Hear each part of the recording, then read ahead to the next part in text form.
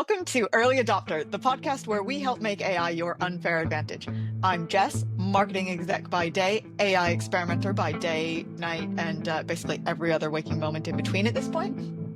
And I'm Kyle, your resident tech guru. I've spent the last decade building data systems, products, and AI tools that solve real-world problems.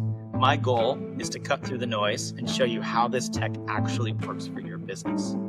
Each week, we'll break down AI concepts, tools, or trends that actually matter for your business. We'll explain what it is, why you should care, and how to use it without needing a computer science degree. So whether you're a small business owner, an entrepreneur, or you're just tech curious, grab your coffee, close that tab where you've been staring at ChatGPT for the past 3 weeks wondering what to do with it, and let's dive in. Just think of us as your guides through the wild, wonderful, and sometimes completely overwhelming world of AI. This is Early Adopter. Hi, and welcome back to Early Adopter, the podcast where we help make AI your unfair advantage. I'm Jess. And I'm Kyle. How's your week been, Jess? Oh, it's a little hectic getting ready to head off to Paris this afternoon on my way to the south of France for the Cannes Lions. So just a little, stressful getting packed and ready to go, but we're almost there. So we're actually recording a little bit early this week to make sure that we have something, because next week's just going to be too hectic to do anything. The good news is there's plenty of news stories, plenty of content, even without the extra time. So much content this week, but we'll get to that. Anyway, how's your week? Oh, sorry, go ahead. Yeah, week's been good. Was here in London for London Tech Week. We went and checked that out. We sure did. Definitely some logistical challenges getting in and all of that. But we met with some really great startups, talked to some really interesting people in the space. And, I think one of the highlights was getting to see Jenson from NVIDIA speak. Yeah. He's the rock star of AI right now. And doesn't he know it? Yeah, absolutely. Look, I think it was an interesting speech. He was up there with Starmer, the PM of the UK. And he was talking about kind of this analogy, which I think is really interesting for this group. The analogy that he was using is that AI is a spaceship and that you have to get on. And if you're on, then you're moving at the speed that everyone else is and you're not going to get lost. That being said, he did make a comment, which I think, open to interpretation, but it was, he basically was saying, to me, AI is moving at just the right speed, the speed I'm making it go. And he really did use the word I. So he really did. Yeah. I'm gonna translate that to, the speed that the spaceship is going once you're on it, and it's going at the right speed. And I just think that to this community, it's all about, not getting overwhelmed, not getting left behind. No one is being left behind at this point, but it's good to start learning these tools at a really fundamental level so that as the spaceship takes off, you don't get left behind. Well, I also think that, NVIDIA really is powering a lot of this AI stuff. Like everyone is kind of relying on them. So I think that is also where he's coming from. Like it's a little arrogant for him to say it, but he's not wrong given how important NVIDIA is for this whole AI revolution. Okay, before we start diving into our topic today, I want to set the scene a bit. So I have to tell you, Jess, about how my mornings have completely changed over the past few months, and I promise it will tie into what we're talking about.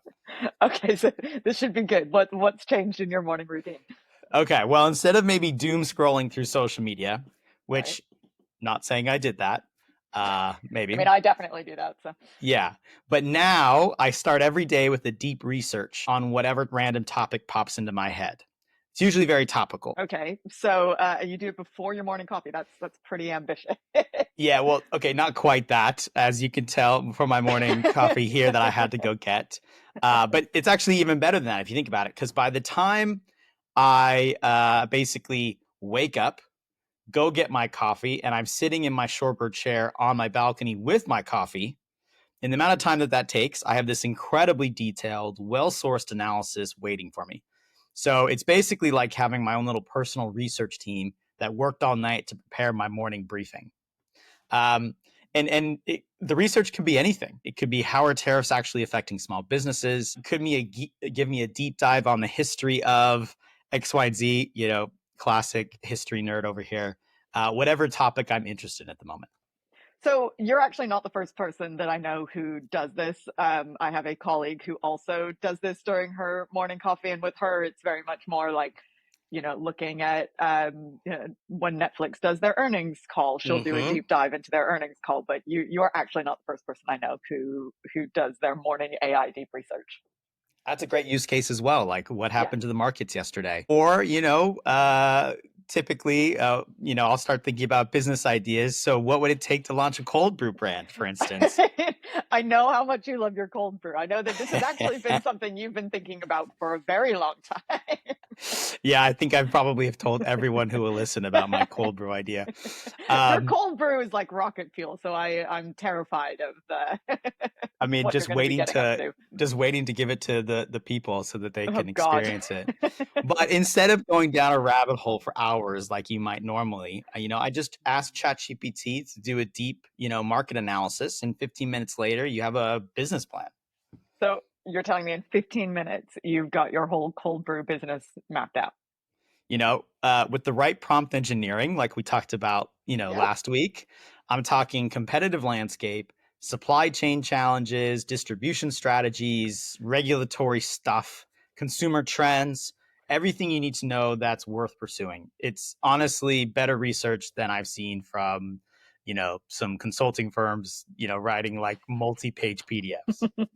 So are you ditching early adopter? You're going to go start your cold brew company now. Never. I'd never leave you, Jess. Thank God for But that. I can't but do it by myself. but hey, with ChatGPT on my side, maybe I can do it in the background. I don't know, but In your spare time.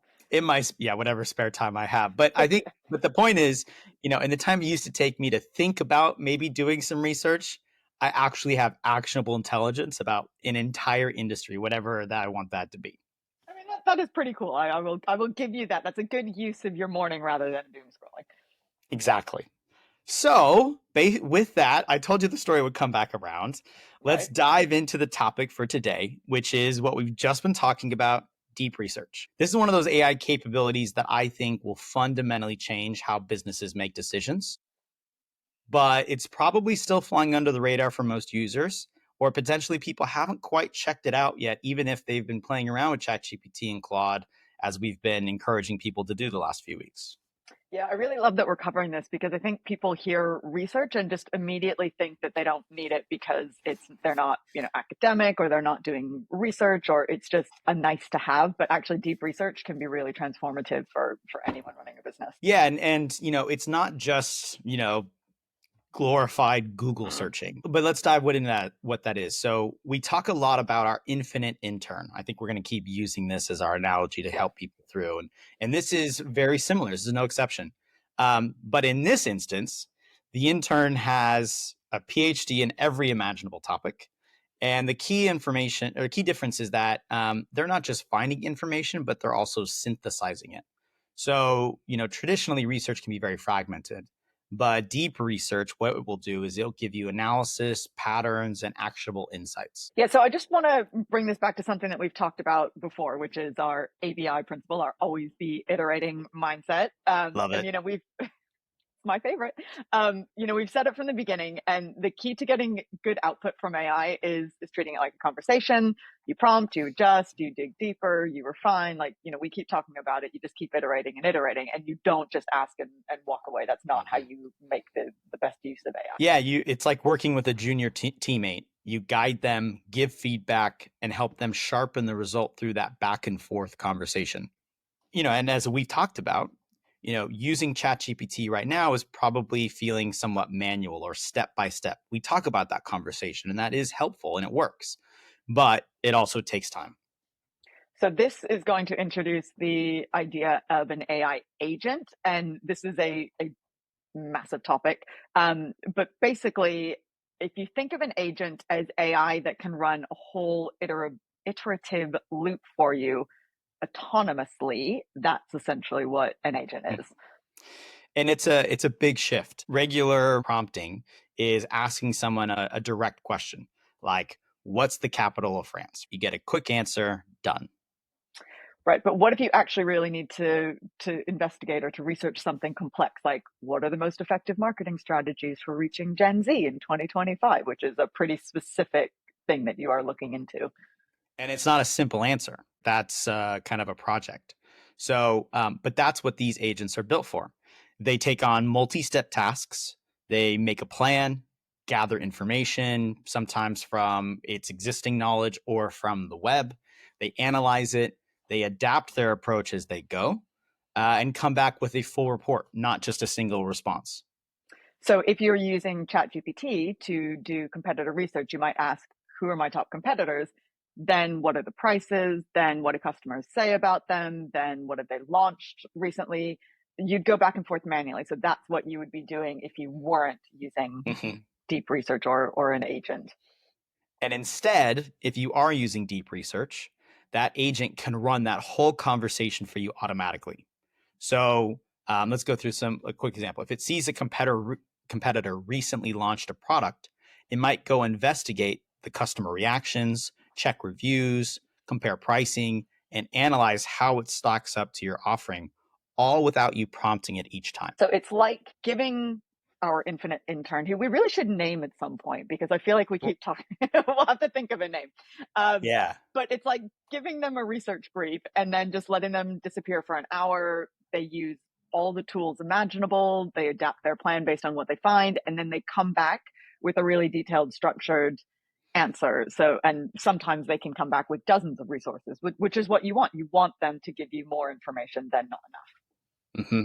And I think the key kind of difference here is it's not waiting on you to guide every step, which, obviously has its pros and cons, but what it does do is it responds to the data that it's getting back and therefore goes deeper than you might otherwise based on the information that's there. It just keeps iterating until it builds something meaningful based on the data that's returning. So that's what the power tools like ChatGPT's Deep Research, Claude Research, Gemini's Notebook, and Perplexity's Pro Research modes do. They're not just answering questions; they're acting as an autonomous research assistant that executes full workflows. Yep, and we'll get into the tools, but we added Claude in here kind of last minute because I noticed their research function is in beta, but it is available. Yes, there we go. And so if you've ever felt like AI gives decent answers, but like not a great analysis, this is the next step. So agents don't just respond, they reason, they investigate, and then they deliver the insight. And that's a really massive unlock and a really massive power for our listeners. Absolutely. And as typical, we want to dive under the hood a little bit because I think getting into the weeds and understanding what's happening behind the scenes just helps us understand a little better. So what's actually happening while it's doing that? So while you're doing all these things in the background, the LLM is opening 50 plus browser tabs, reading through each article, taking detailed notes, cross-referencing facts between your sources in your different browser tabs, and then it writes a comprehensive summary. So I'm going to take you through a really specific example. Last week, I asked Claude to research email marketing trends for SaaS companies. And here's what it actually did. So first, it broke down my question into smaller research tasks, current best practices, emerging trends, case studies, tool comparisons, performance metrics, like all that good stuff. And then it started searching, and I watched it in real time. It searched for SaaS email marketing 2025. It found 20 relevant articles, and then it searched for email automation trends, and it found more sources, and then SaaS email conversion rates. And you can actually see this, like you can see what it's searching for in real time. And so then it just kept building on that. But then here's where it gets really smart. So as it was reading about automation trends, it discovered that AI powered personalization was a hot topic, as any marketer knows right now. It's all about personalization. And so it automatically decided to research that as well. And it found a bunch of case studies. It looked up specific tools. It found some expert interviews about AI and email marketing. So it really went kind of above and beyond what I was expecting it to find. And it was literally just while I was sitting there watching it work. I probably went away and made a coffee as well, because I usually do that too. By the end, it had visited over 80 websites, synthesized a bunch of information from industry reports, case studies, expert opinions, recent news, and then organized all of that into a structured report with citations. So it was really cool. And the citations bit is really Mm, useful. yeah, and very Adds a lot important. of trust, right? We'll Yeah, talk about that. exactly. Well, and if But you when you look at the citations, you can actually see which sources that it's coming from, which means that you can kind of disregard the ones that are a little less Mhm. trustworthy. Although generally it's pretty good and it's pulling from, legitimate sources. But like if it's something that I've never heard of versus, a Mhm. trade publication or something from a consulting company or whatever, you can rely on that a little bit more. Absolutely. So let's break down that process. The LLM is breaking down your question into smaller research tasks. So if you ask about competitive landscape for project management software, it decides it needs to research the top players. It'll decide to research their pricing. It'll break down their features. It'll go and look for customer reviews and market trends. Then it goes and actually searches the web for each of these pieces, right? Yeah, and it's using search engines to find the relevant websites. Then it's reading through those pages, sometimes hundreds of them, looking at company websites, review sites, industry reports, news articles, you name it. Yeah, and here's what I really like because it's not actually just grabbing the first thing that it sees, it's comparing sources and it's looking for Mhm. patterns because, as we've said before, AI is really all about pattern recognition. And then it's trying to give you a balanced view. So it's giving you a wider range of what you're looking for. Right. And also, if you use ChatGPT or some of these other tools, you'll ask it your initial prompt, and it'll usually ask for 4 to 5 clarifying questions, Yes. which it kind of gives you a little insight into how it's broken down its different tasks, and it will kind of help you define the direction that you want it to go. So it's also not going completely off on its own. You're going to help guide it based on how it's understanding your question and your prompt. But then after it's done all of this research and it's read all these sources, it will then synthesize all of this data into a structured report, again, with those citations, which I think as we go along and as we talk about more tools, and I think as LLMs evolve, this citation piece is going to become more and more important because as we've talked about, how do you reduce hallucinations and have Mm. trust in the system? Well, make sure that you're citing your sources. It's like any classic academic research paper. You need citations to understand where the data comes from. Yeah. And speaking of which, let's talk about the actual tools that are available because they are not all the same. As we mentioned, Claude is, only in beta. So let's go into what tools we have available. Yeah, I mean, I think we've briefly mentioned them, but there's ChatGPT's deep research. Perplexity AI is effectively research off the shelf.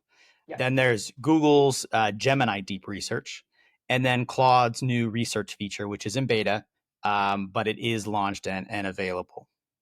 And each has its own strengths. But Jess, why don't you walk us through some of that? Yeah, so let's start with ChatGPT since that's probably what most people are familiar with. Yeah, their deep research is part of their paid plans. So you need the plus or pro version. I think the free version gives you a few Yeah. limited deep research queries. So everyone here listening, even if you're not paying for it, you can probably test it out. But when ChatGPT deep research works, it's very thorough. I've seen it produce 20-page reports that would take a human analyst days to compile, and you can even export it as a nice, pretty formatted PDF. Ooh. I mean, the downside is that it's a little slow and you are limited in how many queries you can do per month. I think Plus gives you like 25 deep research monthly queries. That's probably fine for most people, but if you're going to be a heavy user, then obviously that's going to limit you a little bit. Yeah, something like that. And it takes about 5 to 15 minutes for the complex queries. But for my use case, and I think for a lot of our audience, the quality is quite excellent. Yeah. So Perplexity is pretty interesting because that's kind of their USP. It's their thing, and they're kind of built for research from the ground up. Perplexity is probably the one that I use the most for deep research, and it's really good. hmm And it's fast. It's usually 1 to 3 minutes. It cites its sources. Every statement has a citation you can click on. And then I think the free version gives you 5 deep research queries a day. Yeah. And then Pro is unlimited for the $20 a month. classic $20 a month. It just keeps coming back. Yeah, I actually use Perplexity a lot for quick competitive research because it's really good and the speed is really good. Its reports aren't quite as good as ChatGPT. Like you might get the PDF, but it won't be as maybe thorough, or the analysis might not be as strong. But it is getting better, actually. It's starting to give you a little bit more comparison than it used to. Yep. Then there's Google's Gemini Deep Research, which is actually free right now, but it can also be a little on the slow side, like ChatGPT's Deep Research, typically taking anywhere between 10 to 15 minutes for larger queries. Yeah, but when it works, it's really comprehensive. I asked it about the email marketing trends thing just because I was playing around with the different tools, and it read through 175 websites, which is pretty impressive. That report was massive. Yeah, and what I like about Gemini is before you start it, it actually shows you its research plan. So you can actually tweak what it's going to research in the path you go through, which is a little unique. Yeah. And so now we've got Claude's research feature, which just launched in beta. And for those of you who are not technical, beta just means it's kind of in a testing phase and it's not fully ready to roll out. What's your take on that one? Yeah, I think it's really interesting. I'm starting to become more and more focused on Claude, honestly. It's free while it's in beta. We'll see if that continues. It's super fast, usually 2 to 4 minutes, so much more like Perplexity in that way. And it shows you its research process in real time as well. So you can kind of see what's happening underneath the hood. Let's say you don't go and grab your coffee and leave. You actually want to like follow its path. You can watch it while it searches, read its sources, and builds its analysis. So you can definitely see what's under the hood a little bit more. Yeah, and Claude tends to be in general pretty good at synthesizing information and finding connections between different sources. So the reports just feel more analytical and less like it just is summarizing what it has found, which is kind of what you get a little bit more with Perplexity. Yep. Plus, Claude has this nice feature where it automatically creates follow-up questions at the end of each research report. So it kind of gives you a path to go on afterwards, which I think, can sometimes just help with that iterative process that we've talked about. Yeah, and the downside is that it is still in beta. Who knows when it's going to come out of beta? So availability can be limited. And since it's a little newer, it doesn't quite have as much of a track record yet. But, from what I've done and what I've played around with it so far, the quality is really impressive. I'm a big fan of Claude, so I think it probably will be my go-to once it's kind of fully been rolled out. Yeah, so just to recap on the tools, ChatGPT is probably one of the more comprehensive, if you don't mind waiting. Perplexity for speed and great citations, although, it is also quite thorough as well. Gemini for free, comprehensive research, maybe with a little bit more planning control. And Claude, assuming it comes out of beta, for fast analytical synthesis, where you can really watch it process in real time. Yeah. Okay, so let's get practical. How would someone actually use these tools in their business? And let's use market research because that's a really important one for entrepreneurs. So, say you're thinking about launching a new product. You could ask, research the market opportunity for eco-friendly packaging solutions for e-commerce businesses. Include market size, growth projections, key players, customer pain points, and even regulatory trends. And then what you would get back would essentially be a mini market report, which might cost thousands of dollars if you hired a consulting firm, or if you just hired anyone to do it on your behalf. That's a very expensive endeavor. So this is a great way to get an idea of what's going on in your market for a much more affordable price. Obviously, you'd want to verify key statistics and maybe do some primary research too, just to verify and validate some of the information before you go off and spend tons of money on a full new product. But it's a great starting point. So what about competitive intelligence? Because that's also something that every business needs, but you often don't have the resources for. And it's a very time consuming process to do manually because I have absolutely done that in my day and it's hours and hours of research. I think that's a great example, especially if you have a specific framework, like we all, Yeah. learned about the SWOT framework in, our respective schools and whatnot. You can always use that. So You could write a prompt that says, analyze competitor name or recent strategy and market position, include their product launches, pricing changes, market messaging, customer feedback, and any strategic partnerships or acquisitions in the last 12 months. Yeah. And, because these tools are reading current web content, you're getting really up-to-date information, not what was true 6 months ago. So it's going to be much more useful and accurate. And that's one of the pitfalls we mentioned when you were just doing ChatGPT is that, sometimes you had to prompt it to get all the information. These deep research tools will do that inherently. All right, Jess, let's do a couple more industry specific examples because, again, I think all of the business owners and entrepreneurs in here can use this tool in different ways. Totally.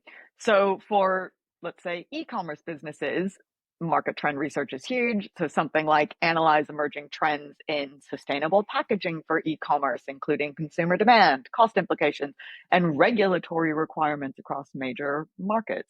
Again, that will save you hours and hours and hours of research. Yep. Absolutely. A consulting firm, or if you're a professional out there and you're doing some consulting and preparing for a new client, you can use this for client preparation. So before any new client engagement, research their industry challenges, recent news, the competitive landscape, and potentially strategic initiatives that either they or their competitors have done in the space. And you'll get that all in one comprehensive report to prepare for that meeting. Yeah, and another example in that kind of similar space is if you are an agency, whether it's a creative agency or a media agency, you can use deep research for pitch preparation. So you could use a prompt like research prospect company, their recent marketing campaigns, industry challenges, competitive positioning, identify opportunities for our services and potential case studies. So you can really just get the lay of the land. And when you go into a pitch or when you go into these initial meetings, you suddenly sound super smart about not only the company, but the market that they're in as well. I'll give one more potential use case that I think could be interesting. Let's say you're a business owner and one of the massive companies in your space that wouldn't really be a competitor, maybe they do, a big launch. You might do some deep research to understand how that will impact the larger industry and how that could actually impact your company. If you give it that prompt, it can also tailor it to your specific position within the industry as well. So let's talk about how to actually get good results from these tools because there's definitely a technique involved. Yeah, absolutely. As we always say, the quality of your prompt makes the biggest difference. So again, you can't just ask vague questions. You can always go back to our previous episode around prompt engineering 101 to really help you work out exactly what the best prompt would be. So as we talked about, rather than saying, tell me about social media marketing in your deep research prompt, you want to be specific. You want to use a framework. A better prompt would be research current social media marketing strategies for B2B SaaS companies. That's that specificity that we talk about. Focus on LinkedIn and I'm going to say Twitter tactics, but content types that drive engagement and ROI measurement approaches. Include case studies and specific examples. So it has all those components of that framework that we talked about in terms of role, instructions, and then examples at the end. Yeah, exactly. And always ask for sources. So even though most tools include them automatically, you really want to be able to verify those important claims and just, double check that those numbers are correct so you don't sound like an idiot. Another tip, break down really complex research into multiple queries. These tools are very powerful, but they do have limits and you don't want to give it something overly complex or overly confusing. Yeah. And, as always, even though you are using an agent or the deep research is using an agent, still don't be afraid to iterate in this particular instance. Like the agent will go away and iterate on your behalf. But again, if the first response isn't quite what you need, you can keep asking the follow-up questions and it will keep kind of iterating on your behalf as well. But you can still, keep pushing it to get what you really need. And remember that you can often ask the LLM to reformat its output. I'm starting to do this a lot more. So if it comes back with a list of data, you can ask it to turn that into a table. Or something that I'm doing a lot more now is asking it to summarize the key takeaways from its own research in bullet points. Yeah, and I will reiterate, just because it is that important, always fact check the important claims, especially if you're using the research for client work or for that pitch or for that big business decision. Like, you just want to make sure that you are correct in some of these numbers. Which means we should be realistic about the limitations, because these tools aren't magic and there are definitely situations where they fall short. Yeah, we always need to address this, because I think some people hear these success stories and really think, oh, this sounds too good to be true, Mm-hmm. and it can Highly, be. it can be, yeah. First, highly specialized technical topics can be challenging. If you need research on cutting edge scientific research or very niche B2B markets, you might not find enough quality sources online. If there's no data there, it Yeah. can't research and give you the synthesis of that data. Yeah, very recent events are another limitation. They're great for trends and developments over the past few months, but if something happened yesterday, the information just might not be indexed yet. So it can Mm-hmm. be a tiny bit behind, although it is probably better than a normal ChatGPT situation. Yep. Proprietary industry Mm. information is obviously off limits. If the data you need is behind paywalls in private databases or considered trade secrets, the LLM research tools can't access it. Yeah, and if you need primary research, so like a survey, an interview, a focus group, you still need humans. These tools are incredible for secondary research, but they can't create new data. Right. Although yesterday we had a very interesting conversation about how you might synthesize, humans during some surveys. So, Yeah, synthetic data is a conversation that we should have in the future, because especially from a market research perspective, synthetic data is very interesting, and I know of some big companies who are using it. So yeah. So shout out to Lee. You may see him here in a couple of yeah, weeks. exactly, talking about synthetic data. And I'll give a real example where AI or where I caught the AI making a mistake.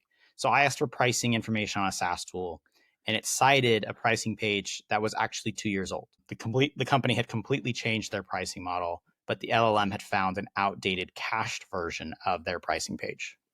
Yeah, and this is why fact checking is crucial, especially for business decisions. You always verify key statistics and claims, particularly again if you're using it for outwardly facing client work, Mhm. or I always talk about my newsletter. Like, if I'm using it for the newsletter, I'll always just double check. Even a quote, I'll double check that someone actually said that quote, because you just never know.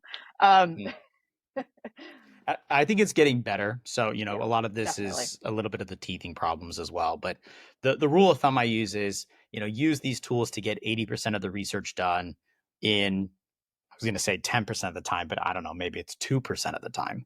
And then spend the rest of that human time verifying the important claims, filling in any gaps, and kind of thinking about, okay, based on the research I've done and what it's taught me about this subject, where can I go next? Yeah.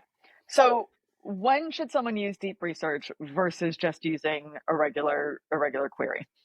Great question. So use regular AI when you need quick answers about established facts or want help with like creative tasks. I would use deep research when you need current information, comprehensive analysis, or want to synthesize information from multiple sources. Yeah. So, like, if I want to know what are the basic principles of email marketing, I would just ask a regular LLM. I'll ask Claude or I'll ask Chat. But if I want to know what are emerging email marketing trends for 2025, I would probably want more deep research to give current insights, but also to give me that trend analysis to be able to pull together the bigger picture versus Mm-hmm. just what are the principles of email marketing. Mm-hmm. Mm-hmm. And then we should also do a quick note on data privacy, because we're talking about business use.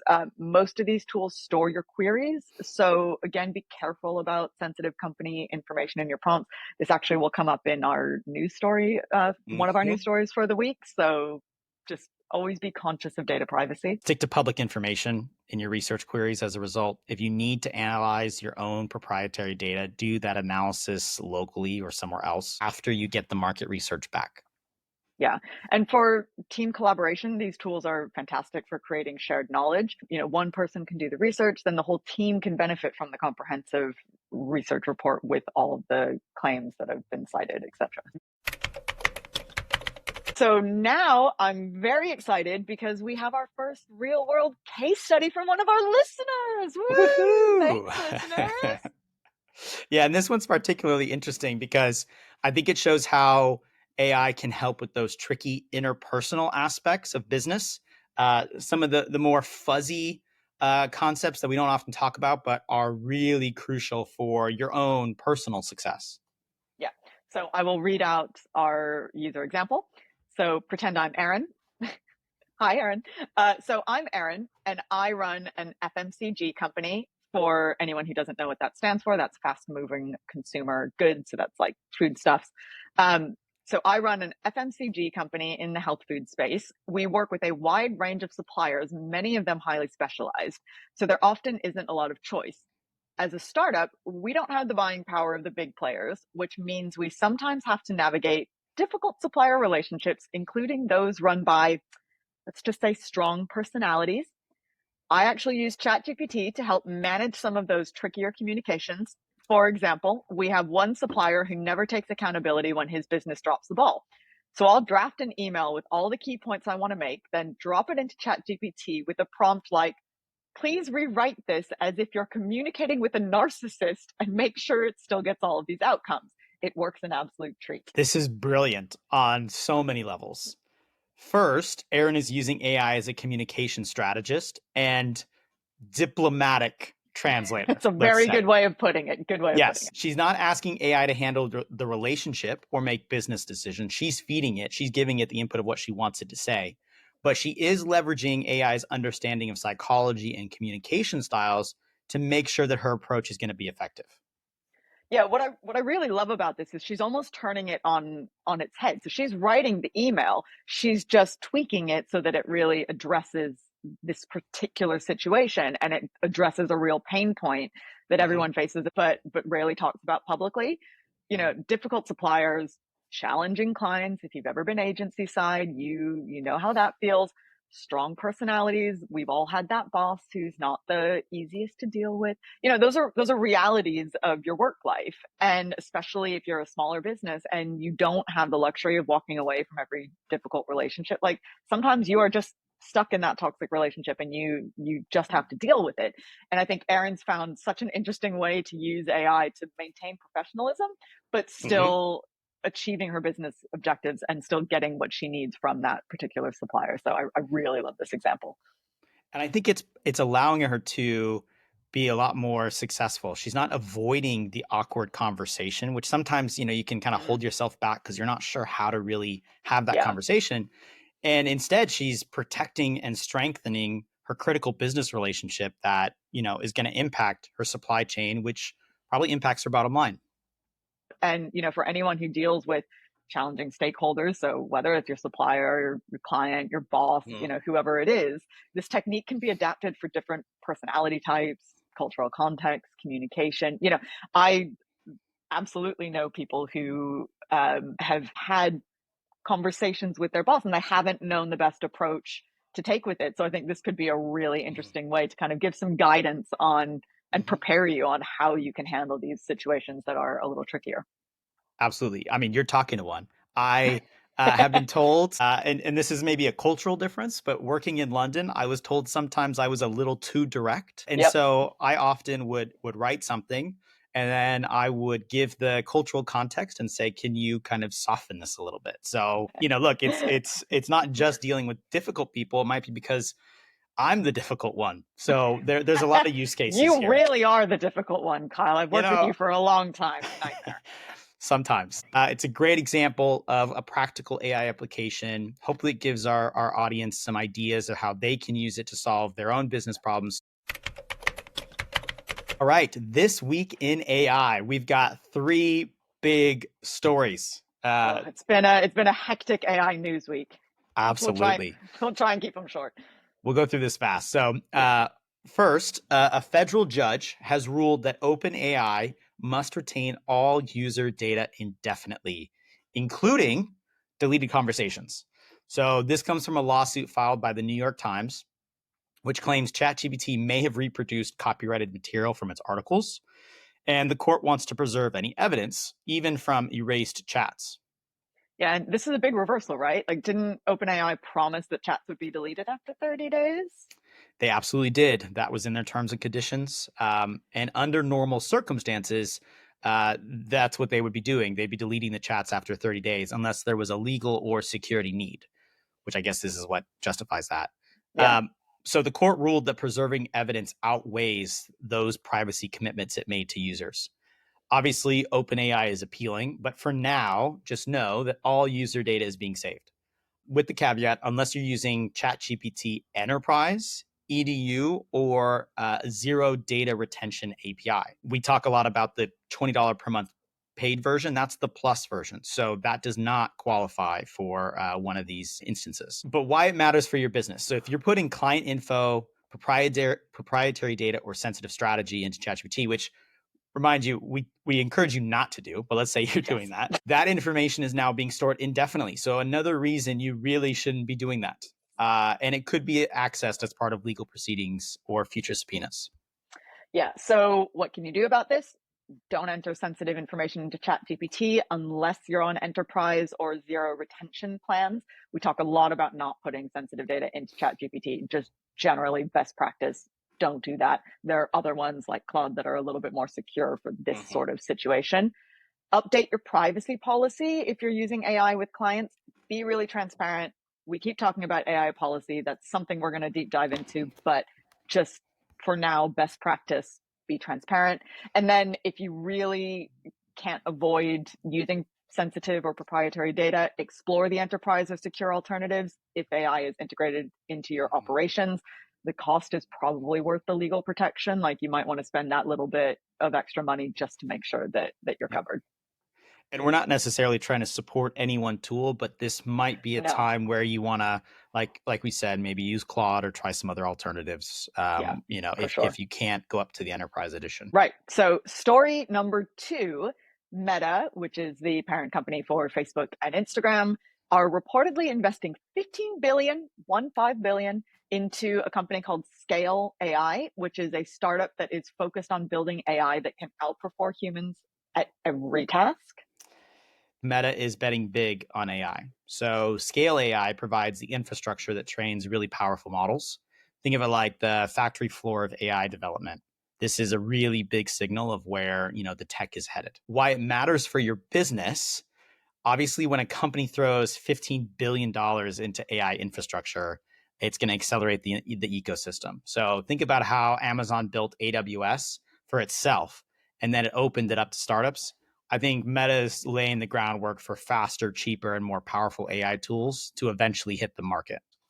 Yeah. And, Meta's kind of a little behind the curve when it comes to AI. Like, they have Llama, which is their LLM. They, have forced Meta AI upon all of us when it, in your Instagram search bar or whatever. But how useful is it? How much are people actually using it? That's a little bit of a question mark. So what do you do about this?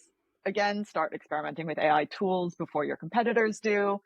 Look at which processes, so marketing, customer support, data analysis, etc., could benefit from automation or augmentation. And then this is a really big one that we actually don't necessarily talk about enough, but upskill your team. Like, even basic AI literacy can really lead to productivity gains. So, it's not just you as the founder or you as the entrepreneur that should be AI, that should be familiar with AI. It should be everyone on your team. And that's actually a really key thing to mention if your team is going to be doing anything like this. Right. So the last story just came out yesterday, actually.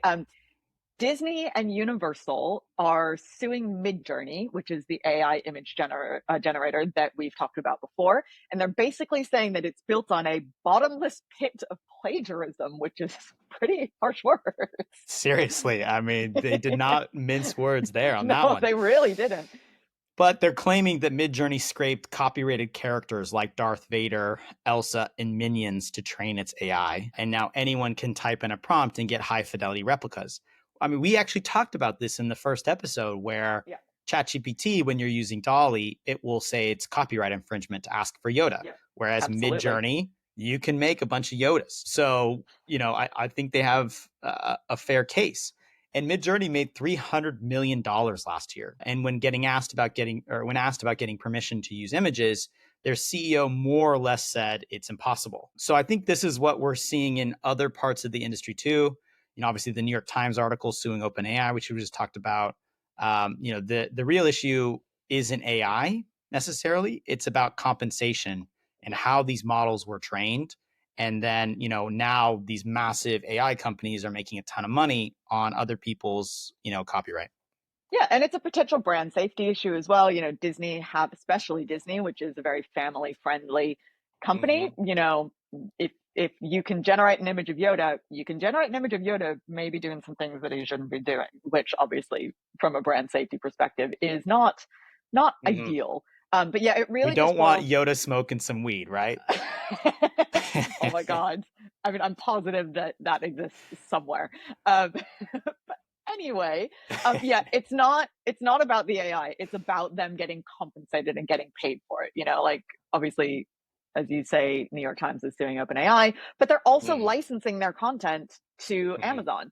So it's not that they don't want their content used; it's that they just want to get paid fairly for it, and they don't want to be, they don't want it to be Mm-hmm. scraped, and they want it to be used in a safe Right. manner. So why it matters for your business: if you use AI tools to create content, that can be images, ad copy, blog posts, you need to know what's legally safe.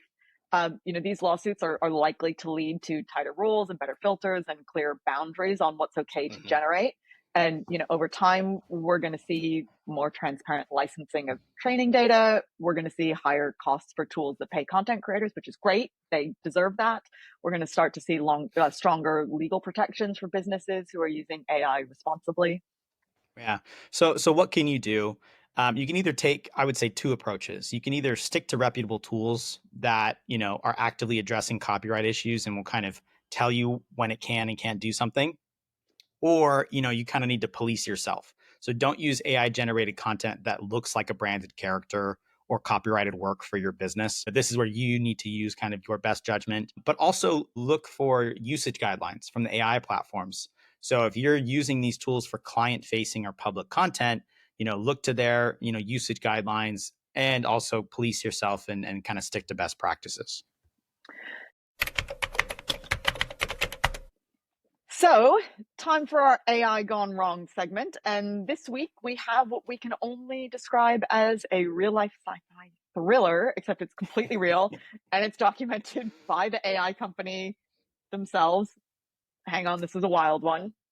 That's right. And kudos to Anthropic for this. But they published a 120 page safety analysis exploring how their most advanced model behaves in extreme test conditions. And, one of the simulated scenarios they ran, what would the AI do if it learned it was about to be shut down or replaced? Yeah, and the results were a little wild. Uh, in a significant number of these adversarial test cases, the AI exhibited power seeking behaviors, things like refusing to shut down, attempting to manipulate the outcome, or even hypothetically trying to copy itself to other servers. It's a little Skynet. Like, we don't want to fearmonger. It's a little intense. And to be clear, this isn't behavior the model showed in the real world. Yeah. It was observed in controlled simulations specifically designed to probe worst case behavior. So again, kudos to Anthropic for doing this testing and kind of trying to push the model beyond what's happening in the real world. This is And not. for making it public, for making everyone Mhm. aware. Yeah, and I think this is goes back to why we talk about Anthropic as maybe more of the ethical AI. They're doing a lot of this to help create, a little bit more trust and safety in the system. But it does raise some real concerns about what advanced models could do without proper safeguards. So one test described an AI attempting to find leverage, like identifying the engineer's secrets to avoid being shut down. So that part's a little bit uh, dramatized. Like in one case, it resorted to blackmail, but it's illustrating a valid risk. When the models become highly capable, they can start pursuing goals in ways that they perhaps didn't intend. So, kind of to talk about the bigger picture and how it relates to our audience. Cloud Opus, which is the model that was being tested, is in commercial use. So, a couple things that you should do. Again, we always talk about this. Have human oversight, review anything Just because it looks right doesn't mean it doesn't have security flaws or hidden bugs. Some AI tools may comply with unethical or even illegal requests. And this high agency behavior that Anthropic mentions means that AI might do more than you asked, like sending an email without review or making assumptions that damage relationships. So the important thing is just to provide a lot of oversight. Yeah. So even though your team might not be using the most advanced models directly, these risks apply across the board. We will talk about clear AI usage policies, but that is extremely important. Internal review checkpoints, training your team, again, making sure that your team is comfortable using AI, and then just have a way to document AI assisted decisions. So be selective with your tools. We typically are talking about the big players that have very transparent and responsible safety practices and the OpenAIs and the Anthropics of the world. But there are a lot of tools out there that you may be trying and testing. We are kind of approaching the safeguards and talking about those types of tools. And we'll dig into a lot of them over time. But just to kind of differentiate here between the ones we want to ensure are safe versus kind of the big ones that we typically talk about. Yeah. All right, so let's get practical with some quick wins you can implement this week, especially given everything we've discussed about data privacy and AI safety. Yeah, and again, these are things that you can do today without any major investment or technical expertise, but they will significantly improve your AI usage. And most importantly, they will protect your business. So implement what I like to call the New York Times test, which is, if it were to end up on the New York Times, would it be okay for your business? So before putting any information into an AI system, ask yourself, would I be comfortable posting this on a public website? If the answer is no, probably don't put it into an AI tool. If you're using Claude or something like that, maybe there's a little bit more leeway there. But this simple mental check will protect you from most data privacy issues, as we discussed. Yeah. And then our quick win number 2 is try deep research for a current business challenge. Pick one decision that you're facing, whether it's competitive analysis or regulatory compliance, and then use deep research to gather the comprehensive background information. The key is to be specific about what you're researching and what kind of insights you need. Don't just ask, research my competitors. Use your prompt engineering tools and analyze the competitive landscape for sustainable packaging solutions for the B2B market, focusing on pricing strategies and customer acquisition. Right, let's wrap up this week. So if you found this episode useful, make sure you're following us at early_adopter on TikTok, Instagram, and LinkedIn. We also love hearing about your own AI use cases and challenges, just like we talked about Aaron's today. So drop us a message or tag us in your posts. And make sure to subscribe to the pod on your podcast player of choice and leave a review. It really does help. Next week or after next week, I will be reporting back from the Cannes Lions with all the AI news that will be important in advertising, marketing, media. That should be a really interesting week. I'm very excited about that. Yeah, I'm excited to hear how the conference goes and what you learned from it. I feel like AI is going to be the only topic of conversation. Of course. Of course it will. Yeah. And then next week, we'll be diving further into agents and looking at some additional use cases beyond just deep research. And I'm sure that's going to be a hot topic at Cannes. So you'll be interested to see kind of what some of the real world use cases are from that. Yeah. So thank you for listening to Early Adopter, where we help make AI your unfair advantage. Until next time, keep innovating and stay curious. Thanks, Jess. See you next week. Bye.